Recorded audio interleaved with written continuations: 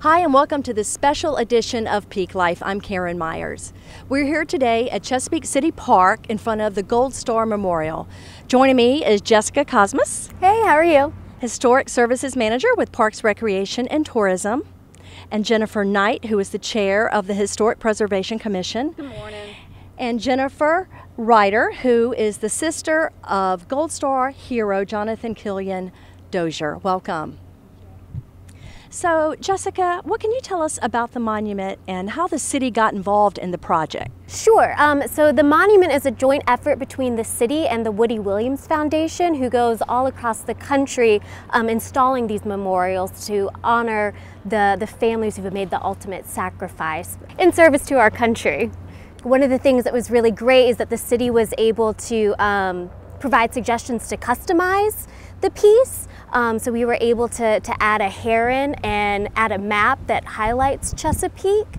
But essentially the Woody Williams, along with the Mayor's Commission on Veterans Affairs, they approached the city and asked if they could dedicate a place for this monument to go. And it was decided that City Park would be a wonderful place given the 9/11 memorial and the improved flagpole. So we thought it would be a really wonderful setting to have this type of tribute. And it's a beautiful monument. It is. Really is. Yeah. So Jennifer, what can you tell me about the community's response and the families of those who had soldiers that were lost in the line of duty? Yes, Karen, I think the best way for us to answer that question is to look at it through the lens of a Chesapeake and American modern day hero.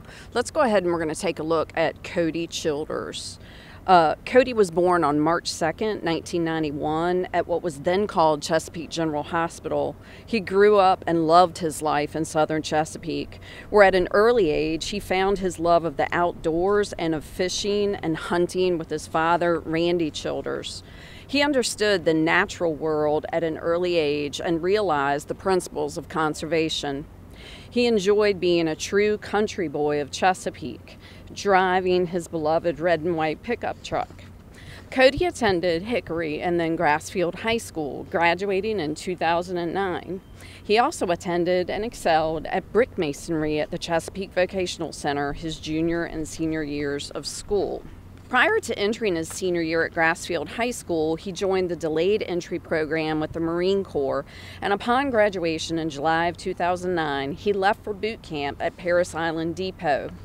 Cody fulfilled his lifelong dream of becoming a United States Marine in November of 2009 at the age of 18.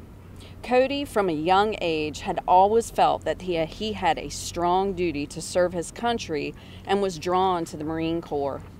He felt this branch of service represented all he stood for: honor, courage, and commitment. His unit from Camp Lejeune deployed in June of 2010 for Afghanistan for Operation Enduring Freedom. He was killed in action on August 20th, 2010. Cody was a very compassionate and thoughtful person, and this continued as he entered his career as a Marine. He learned even in boot camp that his fellow Marines came from all walks of life, and some were not as fortunate as he to have a supporting family and coming from a wonderful city like Chesapeake. He reached out while in Afghanistan for a care package for a fellow Marine who was not receiving anything from home. From this request to this day, we continue Cody's legacy of supporting with over 11,000 care packages in his honor. Cody is making a big impact still today with his story and sacrifice. We hope that Cody is an inspiration to all the youth of Chesapeake, showing you can make an impact and impression on your community and serve our wonderful country. He was a true patriot of Chesapeake, representing and paying the ultimate sacrifice for all of us to live free each day, because freedom isn't free. What a wonderful tribute to a true hero. Thank you. So Jennifer, you're the sister of a Gold Star hero. Can you tell me what this monument means to you and your family? It is a place that we can come that is local to honor and remember his name. He's buried in Arlington, so it's quite a trip to get up there, and we don't get to do it as often as we'd like. So this is a really nice place to be able to come and reflect. Tell me a little bit about Jonathan and what this monument means to you and your family. Jonathan was John to me. He was my Irish twin, the keeper of my secrets, and I of his. We were inseparable growing up. As adults, even though miles separated us, we always seemed to sense when the other needed a call. It seemed as every time I thought about him, my phone would ring. John, as a small child, loved animals and had a tender heart. I'm sure he got these traits from our mom, as well as his ability to make friends. He had a way of making everyone laugh that seemed to draw people to him. We spent a good part of our childhood with our grandparents, who also lived in Great Bridge and had a large pool where we both learned to swim, which started John's love of the water. He loved to swim, ski, surf, and fish. Our grandparents also took us on long cross-country trips that I'm sure influenced John because as an adult, he had a love for travel. John and I always loved history, and I'm sure our dad is responsible for that because he probably took us to every historical site in Virginia as children. As teenagers, we were mischievous, and what one of us did not think of getting into, the other would. Being our parents was not an easy task. John learned to surf and loved it. We spent most of our teen years at the beach, even in the cooler months. We always would say when we graduated, we were going to live in a place in the Outer Banks. As a young adult, John actually did that and got to live a little bit of that life we had always talked about as children. Of course, our family's military history influenced both of us on our career choices. With his big heart and love of people, he just wanted to do something that made a difference. I truly believe the Army was his calling. I remember before he left for Iraq, he said to me, "I feel bad because I'm so excited to go. I just want to get there. Is that wrong?" Of course, I told him that it's what he'd been training for and he needed to go do his job and get back home. So John, as an adult, had so many friends and always found a reason to throw a party.